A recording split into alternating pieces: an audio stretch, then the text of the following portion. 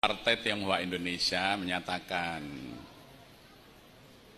kami orang Tionghoa tidak mengenal akan bangsa. Hati orang Tionghoa itu seluas sungai Yangtze, sungai yang paling luas di seluruh muka bumi. Maka bagi kami tidak ada yang namanya bangsa. Maka sekiranya negara ini merdeka, kami akan menjadi warga negara, tapi tidak menjadi bangsa Indonesia. Dan karena ikatan kami dengan negeri leluhur secara budaya sangat kuat, izinkan kami juga masih mengikatkan diri dengan negeri leluhur itu. Maka perkenankan kami memiliki dua kewarganegaraan. Sementara Partai Arab Indonesia, juru bicaranya Abdurrahman Baswedan bercerita, nenek moyang kami dulu datang dari Hadramaut tidak membawa istri. Mereka menikah dengan orang-orang pribumi. Kami ini lahir dari laki-laki Arab dan perempuan-perempuan pribumi.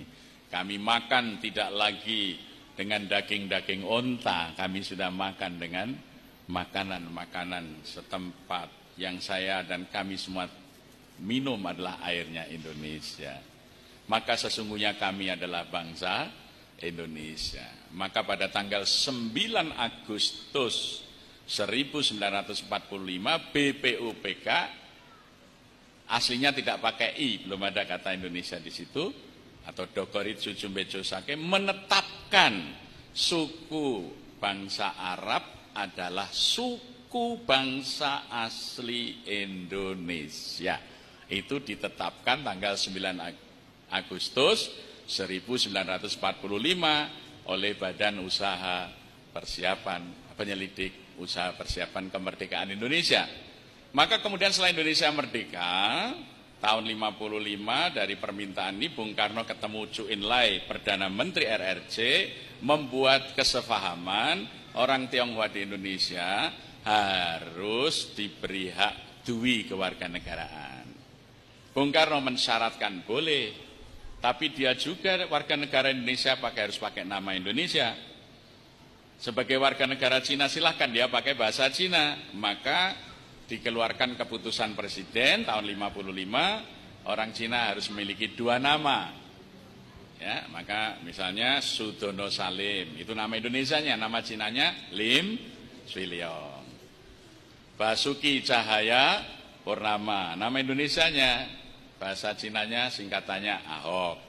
Itu karena itu mereka tidak mau jadi bangsa Indonesia, mereka hanya mau jadi warga negara, itu pun meminta dui kewarganegaraan. Ini semua otentik, ini sejarah kita bisa buka ya. Nah, sampai orang Cina keberatan kalau harus pakai nama Indonesia. Maka seorang tokoh Cina di Jakarta terpaksa berganti nama karena itu peraturan pemerintah. Dia menamai dirinya Kasnawi karena Dipanegara.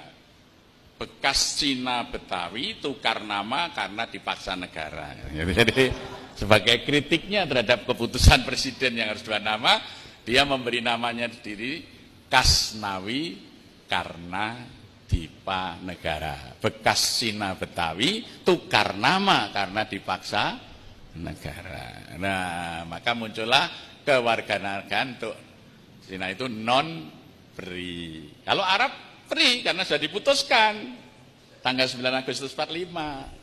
Jadi kalau orang mengatakan Anies itu juga non-free, dia berarti nggak ngerti pembahasan Undang-Undang Dasar. Ya politisi kok goblok begitu, maaf itu ya. Katanya Soekarnois, nggak tahu bahwa Soekarno itu sudah menetapkan non-free dan diberi hak dua nama. Iki Soekarnois belajar sekolah Pak Karno bakul bakso, bukan Bung Karno pendiri negara. Ya. Keliru, Soekarnoismenya Soekarno tukang beca atau Soekarno bakul bakso. Kalau Soekarno itu pendiri negara, ini aturannya.